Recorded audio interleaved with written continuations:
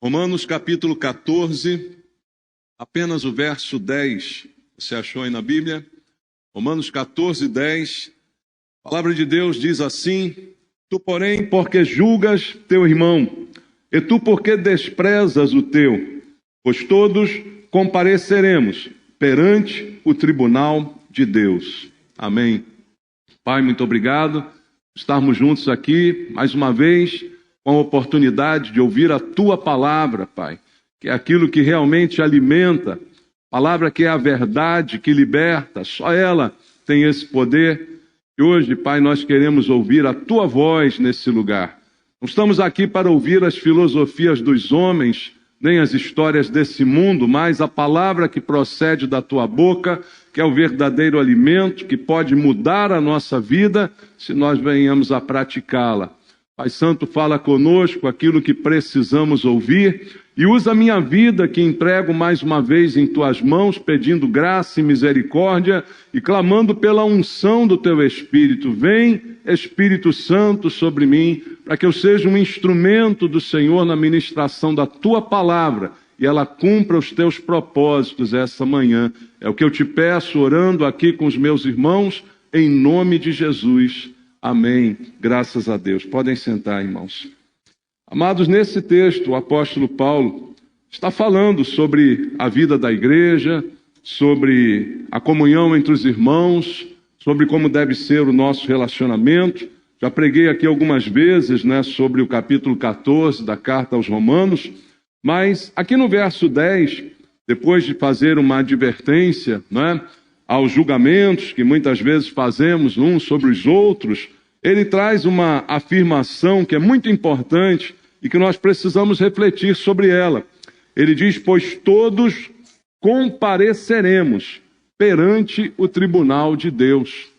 E aí o apóstolo Paulo fala sobre esse tribunal, o tribunal de Deus, dizendo que todos nós, independente do caminho ou da escolha que fizermos, vamos comparecer diante deste tribunal. Deus é soberano, irmãos. Deus é soberano sobre todas as coisas. Ele estabeleceu todas as coisas. Ele é juiz de todas as coisas. E Ele tem o direito de julgar. E segundo diz a Bíblia, e acabamos de ler o texto, todos vamos comparecer diante deste tribunal. Embora muita gente não acredite nisso, muita gente até desdenhe deste fato, este tribunal é real. E é sobre ele que eu quero falar contigo essa manhã, olhando para alguns textos bíblicos que vão mostrar para a gente a realidade dessa doutrina, desse ensinamento do apóstolo Paulo. Embora muita gente, como eu disse, completamente desacredite nesta história. É um tribunal que, segundo diz Paulo, ele é inevitável. Não há como eu fugir desse momento. Não há como eu escapar de estar nesse momento. E ele diz isso aqui à igreja. Ele está falando à igreja e diz: todos nós vamos comparecer diante desse tribunal. E isso é um alerta para que a gente cuide do nosso comportamento, das coisas que fazemos, porque elas de alguma forma serão exibidas diante desse tribunal. E ele fala, e a Bíblia vai dizer em outros textos, que todos vão comparecer, porque todos somos criaturas de Deus, fomos criados por Deus, e a Ele deveremos prestar contas daquilo que fizemos com a vida que dele recebemos. Então essa é a lógica do tribunal de Deus, a prestação de conta. E esse tribunal também é chamado de tribunal de Cristo. Queria ler com você o Evangelho segundo João, no capítulo 5, no versículo número 22.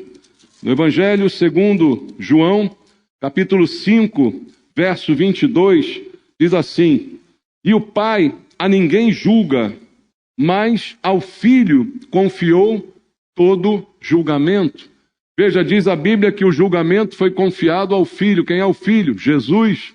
Então esse tribunal pode ser também chamado de tribunal de Jesus. Diz a Bíblia que todos vamos comparecer, como lemos aqui o texto de Paulo, há um outro em que ele fala também aos Filipenses, e eu quero ler contigo, vamos ler alguns versículos bíblicos hoje, para que a gente veja que essa ideia é completamente bíblica, não é invenção de homens. Filipenses 2, versículo 9 até o verso 11 diz: pelo que também Deus o exaltou sobremaneira, falando de Jesus, e lhe deu o nome que está acima de todo nome. Que nome é esse? Jesus é um nome que está acima de todo nome, para que ao nome de Jesus, o que aconteça? Se dobre todo joelho. Aonde? Nos céus, na terra e debaixo da terra. E toda língua confesse que Jesus Cristo é o Senhor, para a glória de Deus Pai. Então a Bíblia diz que todo mundo, independente de onde esteja e da situação, há de comparecer diante de Jesus e debaixo desse nome, terá que de fato confessar este nome e afirmar o que a Bíblia diz, e toda língua vai confessar para a glória de Deus. Então há um tribunal diante do qual todos vamos comparecer e que teremos que fazer isso, como diz a Bíblia, todos terão que se prostrar nesse tribunal. Não é um tribunal que a gente vai chegar de cabeça erguida ou tirando alguma vantagem, mas é um tribunal em que todos serão submetidos às regras deste tribunal. Veja como diz também o Salmo número 86, vamos ler? Salmo número 86, no versículo número 9, está escrito: todas as nações que fizeste virão, prostrar-se-ão diante de quem? Diante de ti, Senhor, e glorificarão o teu nome. Todas as nações, independente de crença, do que pensam, do que acham, chegarão diante de Deus e haverão de se prostrar, como diz a Bíblia. Também está escrito em Apocalipse capítulo 15, vamos ler mais uma vez. Apocalipse capítulo 15, versículo 4, diz: quem não temerá e não glorificará o teu nome, ó Senhor, pois só tu és santo, por isso todas as nações virão e adorarão diante de ti, porque os teus atos de justiça se fizeram manifestos.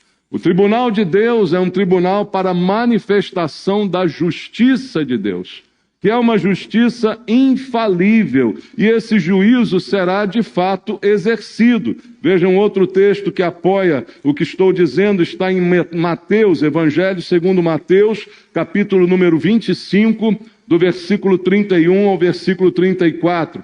Diz assim: quando vier o Filho do Homem na sua majestade, e todos os anjos com ele, então se assentará no trono da sua glória, e todas as nações serão reunidas em sua presença, e ele separará uns dos outros, como pastor que separa dos cabritos as ovelhas, e porá as ovelhas à sua direita, mas os cabritos à esquerda. E então dirá o rei aos que estiverem à sua direita: vinde, benditos de meu Pai, entrai na posse do reino que vos está preparado desde a fundação do mundo. Veja, o plano de Deus é desde a fundação do mundo. A concretização deste plano se dá no tribunal de Deus, no tribunal de Cristo, em que esta separação acontecerá. E ficará evidente a premiação ou a condenação de todos aqueles que diante do tribunal vierem a comparecer. E como diz a Bíblia, eu ainda leio contigo em Apocalipse, mais uma vez, no livro do Apocalipse, no capítulo 6, no versículo 12, até o versículo 17, a Bíblia diz aqui que não há como escapar desse dia. Apocalipse 6, do verso 12 em diante diz: vi quando o Cordeiro abriu o sexto selo, e sobreveio o grande terremoto, o sol se tornou negro como saco de crina, a lua toda como sangue, e as estrelas do céu caíram pela terra como a figueira, quando abalada por vento forte, deixa cair os seus figos verdes. E o céu recolheu-se como um pergaminho, quando se enrola. Então todos os montes e ilhas foram movidos do seu lugar.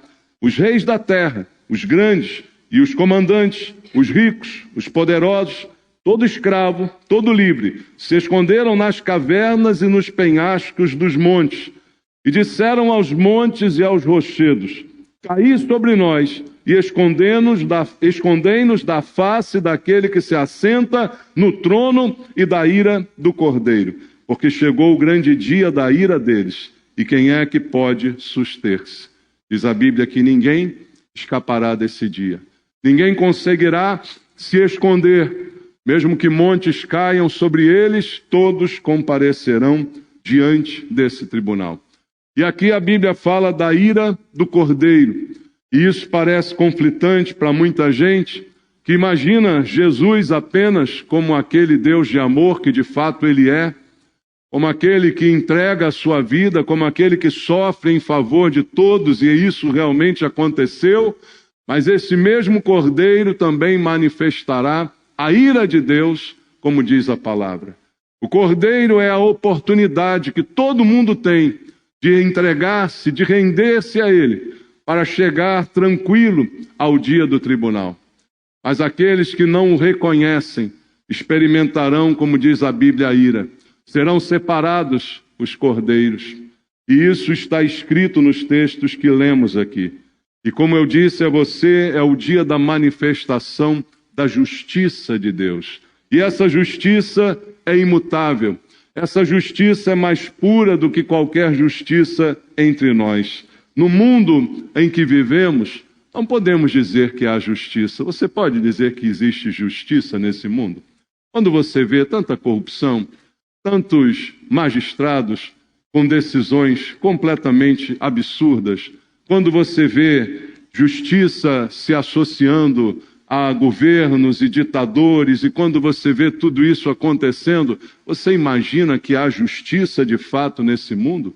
Quando você vê pessoas que matam, que arrebentam, que fazem, que cometem os piores crimes, sendo soltas em audiências de custódia, sendo libertadas depois de alguns poucos anos de cadeia, e outros que se manifestaram no dia 8 de janeiro, condenados a 17 anos. Você acha que há justiça no nosso mundo?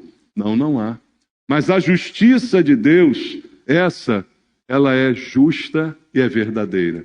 E essa não pode ser contestada. Juízes, leis, governos, tudo isso passa. Mas a palavra de Deus, que é a base de toda a justiça de Deus, ela permanece eternamente. O tribunal de Cristo é o tribunal que não muda. A justiça de Deus é a justiça que não muda, na qual a gente pode confiar, porque ninguém será injustiçado, ninguém será mal julgado, ninguém será mal interpretado, porque a justiça de Deus, ela é infalível. E veja, a Bíblia diz em Tiago, na epístola do apóstolo Tiago, no capítulo 1, no versículo número 17, diz a Bíblia: toda boa dádiva e todo dom perfeito são lá do alto, descendo do Pai das luzes, em quem não pode existir variação ou sombra de mudança. Deus não muda, irmãos. Deus não varia com o tempo. Deus não varia de acordo com os acontecimentos. A palavra de Deus é imutável, os princípios de Deus são eternos. E a justiça de Deus também desta mesma forma não muda. Ainda em Hebreus, no capítulo 13, anterior aqui a Tiago, no versículo 8, a Bíblia diz: Jesus Cristo, ontem e hoje é o mesmo e o será para sempre. Ele não muda. O mesmo Deus de amor é o mesmo Deus da justiça e da ira, como vimos aqui. Isso não é uma mudança, isso é aquilo que Ele é. As pessoas é que o interpretam de acordo com suas próprias ideias. Mas Deus é eterno e permanece para sempre de forma imutável. E desta mesma maneira exercerá o juízo. E o padrão desse julgamento nós podemos ver na própria palavra de Deus. Quero ler com você agora no Salmo número 19, no versículo 7 até o versículo 10. A Bíblia diz assim: a lei do Senhor, como é que ela é, irmãos? É perfeita e restaura a alma. O testemunho do Senhor é o quê? É fiel e dá sabedoria aos simples. Os preceitos do Senhor são retos e alegram o coração. O mandamento do Senhor é puro e ilumina os olhos. O temor do Senhor é límpido e permanece para sempre. Os juízos do Senhor são verdadeiros e todos igualmente justos. Veja, são mais desejáveis do que o ouro, mais do que muito ouro depurado, e são mais doces do que o mel e o destilar dos favos. É essa lei que vai julgar. É essa lei totalmente elogiada aqui no Salmo 19, que vai ser o padrão de julgamento. Todos que são julgados de acordo com a lei.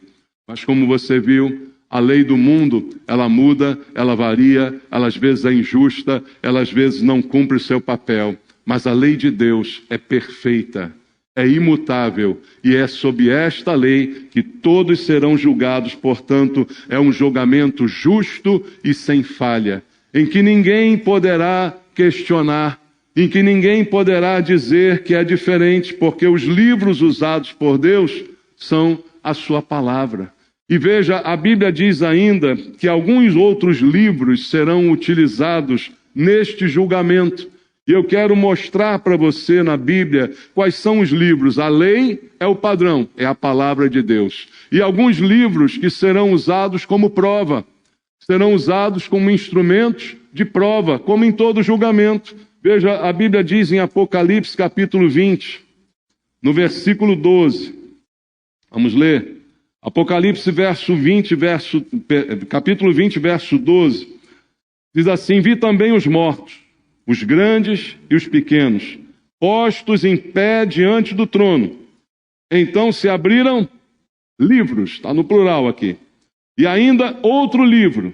Qual livro? O livro da vida foi aberto.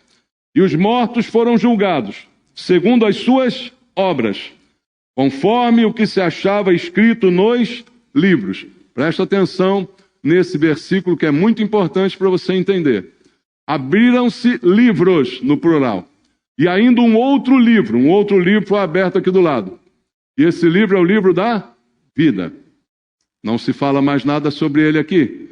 Mas diz que todos os mortos foram julgados segundo as suas obras que estavam registradas aonde? Nos livros, no plural. Ali estão as obras. Ali estão o que fizemos.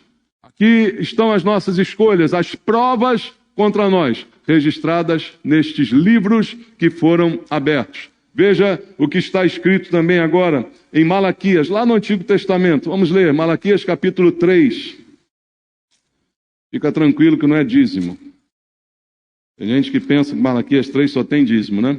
Malaquias 3, versículo 16 ao 18. Diz assim: então, os que temiam ao Senhor falavam uns aos outros. O Senhor atentava e ouvia. Havia um memorial escrito diante dele para os que temem ao Senhor e para os que se lembram do seu nome. Eles são para mim particular tesouro naquele dia que preparei, diz o Senhor dos Exércitos. Poupá-lo-ei como um homem que poupa seu filho que o serve. Então vereis outra vez a diferença entre o justo e o perverso, entre o que serve a Deus e o que não serve. Está dizendo aqui o texto bíblico que há um registro, um memorial escrito diante dele, em que estão registradas as diferenças entre o justo e o perverso, entre o que serve a Deus e o que não serve. Esse também é um livro que será utilizado nesse julgamento. Um outro livro, diz a Bíblia agora no Novo Testamento, em Romanos, capítulo 2, vamos ler? Romanos, capítulo número 2, versículo 15 e versículo 16. Romanos 2, verso 15 e 16 diz: estes mostram a norma da lei, gravada no seu coração, testemunhando-lhes também a consciência e os seus pensamentos, mutuamente, acusando-se ou defendendo-se, no dia em que Deus, por meio de Cristo Jesus, julgar os segredos dos homens, de conformidade com o meu evangelho. Paulo diz que esse dia de julgamento é um dia até de se julgar os segredos, aquilo que ninguém viu, aquilo que a ninguém foi revelado, mas que é visto por Deus e por ele será julgado. Mas no versículo 15, ele fala da norma da lei gravada no coração. Muita gente pergunta e questiona: pastor, mas aqueles que nunca ouviram falar de Jesus, como é que serão julgados nesse tribunal? Aqueles que nunca tiveram essa oportunidade, está aqui a resposta. Todo ser humano tem uma parte dessa lei gravada no seu coração. Está aqui a lei gravada no coração, testemunhando-lhes também a consciência. Há um livro da consciência, dos pensamentos. Isso tudo também será examinado neste dia e neste tribunal. Não fique tranquilo, irmão, ninguém será injustiçado. Fique tranquilo quanto a isso. Já falei para você, a lei é perfeita. O julgador é perfeito, os livros estão lá. Ninguém será injustiçado. Então há o livro da consciência que também será exibido. Mas agora, queridos, está o livro mais importante, que é aquele que eu quero falar para você. Já foi mencionado em Apocalipse capítulo 20, em que os livros foram abertos, mas também outro livro, no singular. E que livro é esse? A Bíblia diz é o livro da vida. E veja o que a Bíblia diz sobre ele no Evangelho segundo Lucas. No Evangelho segundo Lucas, no capítulo 10. Evangelho segundo escreveu Lucas, capítulo número 10, no versículo número 20. Vamos ler o texto sagrado. Evangelho segundo Lucas, capítulo 10. Lucas capítulo 10, verso 20, diz assim: Não obstante, alegrai-vos, não porque os espíritos se vos submetem, e sim porque o vosso nome está arrolado nos céus. O seu nome está escrito lá no céu. Jesus está dizendo aos seus discípulos que estavam impressionados, porque, de acordo com o poder que Jesus dava a eles, eles conseguiam fazer milagres, eles conseguiam curar enfermos, eles conseguiam expulsar demônios. E aí Jesus disse, olha, não se impressione com isso tudo, não. Porque mais importante do que tudo isso é o teu nome estar escrito no livro da vida. E aí eu lembro de tantos outros que em nome de Jesus fizeram tantas coisas como ele mesmo ensinou, dizendo, muitos naquele dia chegarão perto de mim e dirão, Senhor, em teu nome, expeli demônios, ensinei, curei gente, fiz a tua obra. Ele vai dizer, apartai-vos de mim, nunca te conheci. Não sei quem você é, você que pratica a iniquidade. Então, o que Jesus enfatiza, que o mais importante é estar o nome no livro da vida. Porque muita gente vai fazer muita coisa em nome de Jesus e ele nem ao pouco os conhece. E às vezes a gente prega querendo que as pessoas conheçam Jesus. Você já disse, olha, meu irmão, conhece Jesus.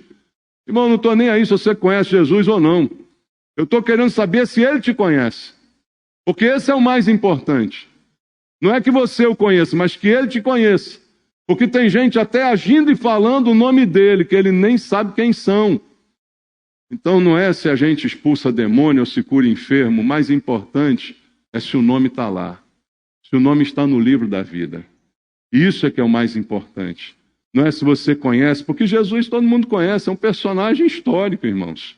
Qualquer um pode ter um conhecimento sobre ele.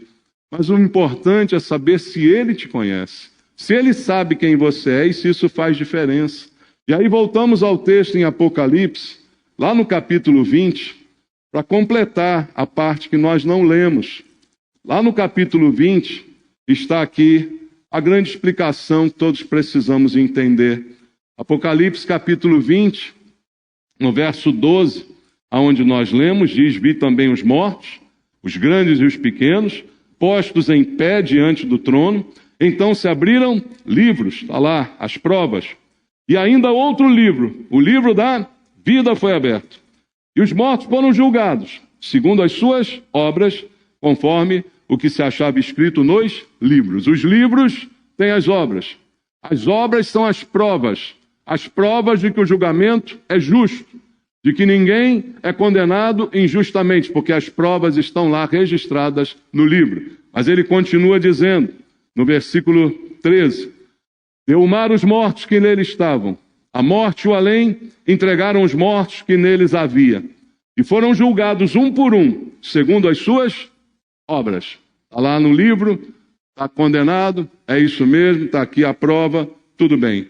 Então, a morte e o inferno foram lançados para dentro do lago de fogo. Esta é a segunda morte, o lago de fogo. E se alguém não foi achado inscrito aonde? No livro da vida, esse foi lançado para dentro do lago de fogo. Então eu queria que você entendesse biblicamente que as obras são a prova para que a condenação seja justa e incontestável. Mas o que tira alguém da condenação não são as obras. O que tira alguém da condenação é ter o nome escrito no livro da vida. Como Paulo disse no texto inicial que lemos, falando a irmãos, falando à igreja, disse, olha, cuidado com os julgamentos que você faz, porque todos vamos comparecer diante do tribunal. Ele não está dizendo para a gente ter medo desse tribunal, mas ele está alertando que os erros que a gente comete também serão exibidos. Mas seremos salvos. Por quê? Porque o nome está no livro da vida. Todos erramos, todos temos pecado, e se eu abrir o livro das obras de cada um aqui, há coisas vergonhosas escritas e registradas nesses livros, que seriam suficientes para condenar a qualquer um de nós. Seriam provas suficientes para que a condenação fosse inapelável. Mas não são as obras que condenam, são, mas não são as obras que salvam. Porque o que salva, segundo a Bíblia, é ter o nome escrito no livro da vida. E isso a Bíblia diz é dom de Deus, dom é presente. A Bíblia diz não é por obras para que ninguém se glorie, mas é pela fé. E o que faz o nome de alguém ser escrito no livro da vida é a fé confessada em Jesus Cristo. É a fé que diz assim, eu reconheço que Jesus pagou o preço do meu pecado. Que tudo que está escrito nos livros das minhas obras, que me desqualificam, eu reconheço que Jesus é o único que pode passar uma borracha nisso e que pode me perdoar e me tornar aceitável por Deus, porque não sou eu que aceito Jesus, é Ele que me aceita. Eu nunca convido alguém para aceitar Jesus, você me conhece aqui na igreja. Porque não sou eu que aceito, é Ele que me aceita.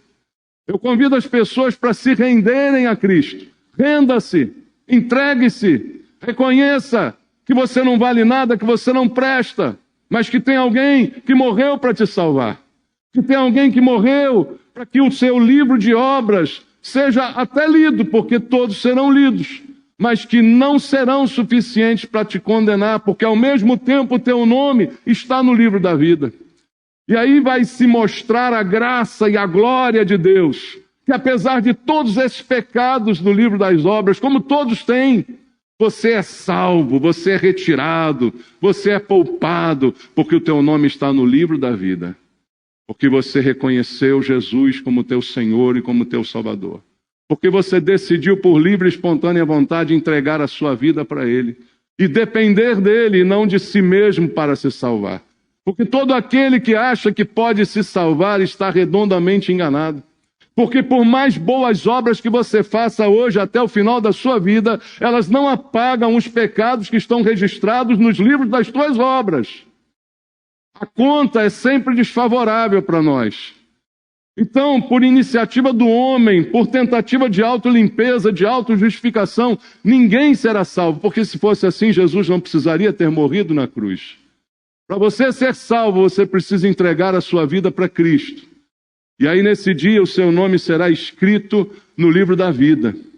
Isso não significa que você vai se tornar um irresponsável e por causa disso vai pecar até não poder mais. Porque você foi atingido pelo amor de Deus.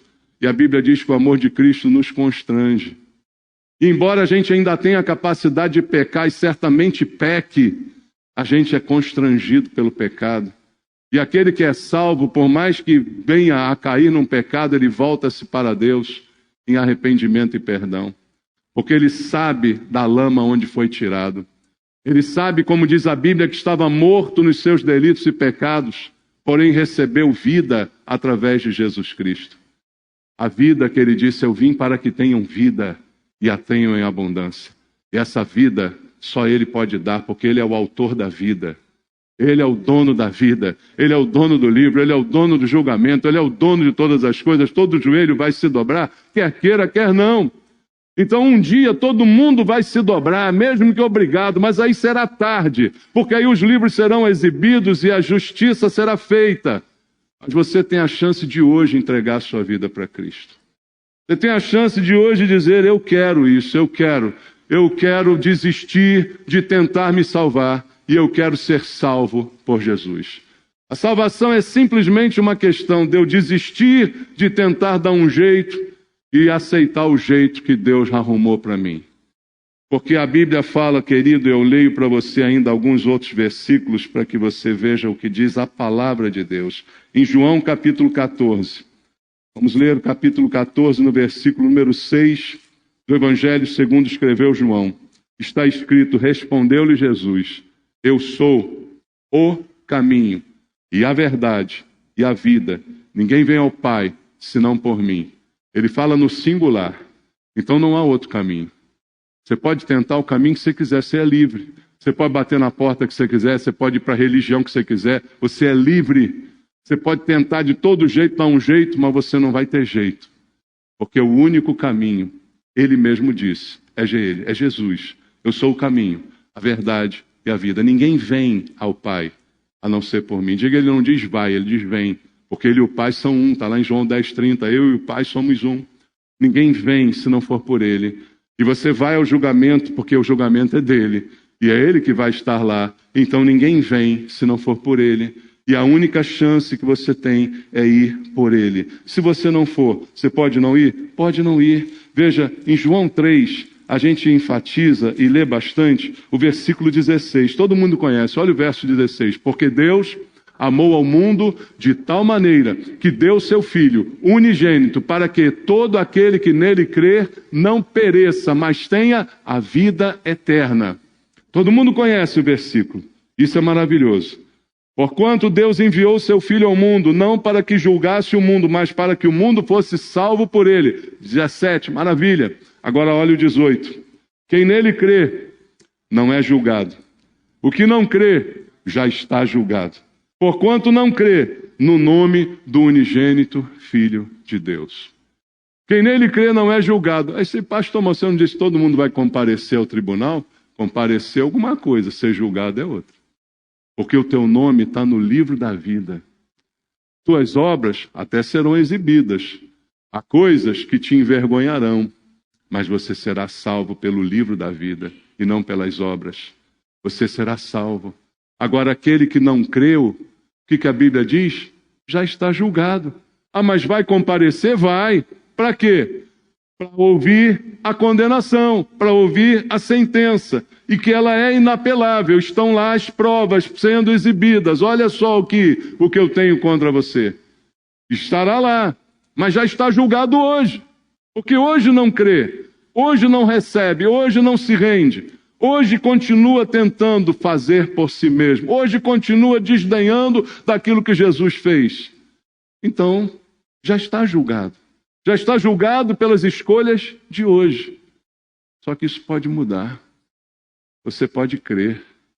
Você pode receber. Você pode se entregar. Você pode se render. E aí, como diz João 5:24, veja só o que está escrito. Em verdade vos digo, quem ouve a minha palavra e crê naquele que me enviou, tem a vida eterna. Não entra em juízo, mas passou da morte para a vida. Isso está disponível, irmão? Isso é de graça? Quanto custa? Nada. Custou um preço altíssimo, Jesus pagou a vida que entregou por você. Se tivesse outra chance, se tivesse outra forma, outro modelo, ele não precisava ir para a cruz. Mas ele foi porque não tinha outro jeito, a não ser mostrar para você que a solução para o teu pecado, você nunca vai arrumar sozinho, mas que você precisa dele para ser salvo. Então o convite fica ainda para você hoje. Entregue a sua vida a Cristo. Renda-se a Ele. Confesse os teus pecados a Ele e diga que você o recebe como Senhor e como seu Salvador. Para que no dia do juízo ao qual todos vamos comparecer, você não seja julgado, seu nome esteja no livro da vida e você seja salvo. Esse é o plano de Deus para você. Não importa o que você fez até o dia de hoje, não importa por onde você andou, ainda dá tempo de achar o caminho. E o caminho está exposto a você. Eu sou o caminho, a verdade e a vida. Vamos orar? Há alguém aqui entre nós que quer entregar sua vida para Cristo agora? Há uma pessoa ali. Alguém mais quer entregar sua vida para Cristo? Vem aqui, você que levantou a mão, vem aqui, vamos orar juntos, vamos orar. Aproveita a chance aí, meu irmão. A salvação é hoje, é agora. Bem, meu irmão, como é teu nome? Fernando. Quem mais quer entregar sua vida para Cristo? Alguém mais? Tem mais alguém entregando a vida para Jesus agora? É para Ele, meu irmão. É para reconhecer Ele. Glória a Deus. É para reconhecer a glória dele.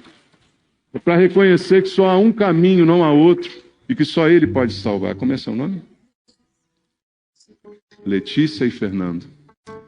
Deus conhece vocês. E ele trouxe vocês aqui essa manhã para que vocês entreguem a vida para ele e sejam salvos. O nome seja escrito no livro da vida, os pecados sejam perdoados e haja uma nova vida a ser trilhada a partir desse momento, pelo poder do Espírito Santo, que vai habitar em vocês a partir desse dia, da escolha que fizeram agora, e receberão os benefícios do sacrifício de Jesus sobre vocês para a salvação, para perdão dos pecados e para a vida eterna que ele ofereceu. Pai, entrego em tuas mãos esses filhos, Pai, que vêm à frente agora reconhecendo o teu senhorio, reconhecendo que são filhos de Deus, que nasceram para ti e contigo devem viver, Pai. Recebe, Pai, esses teus filhos e os ajuda nessa caminhada que vão começar a partir de hoje, Pai.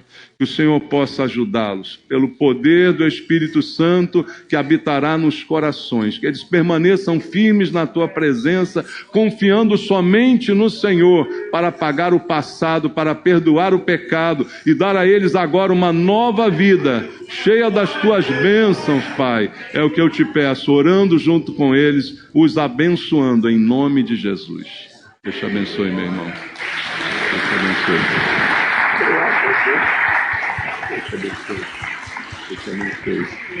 Glória a Deus. Deus é bom, meus irmãos.